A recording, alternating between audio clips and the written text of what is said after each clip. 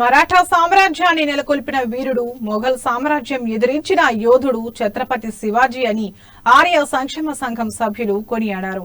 హన్మకొండ జిల్లా కమలాపూర్లో శివాజీ జయంతి వేడుకలను ఘనంగా నిర్వహించారు. కమలాపూర్ బస్టాండ్ నుండి శివాజీ విగ్రహం వరకు బైక్ ర్యాలీ నిర్వహించారు. శివాజీ విగ్రహానికి పూలమాలలు వేసి ఘన నివాళులర్పించారు.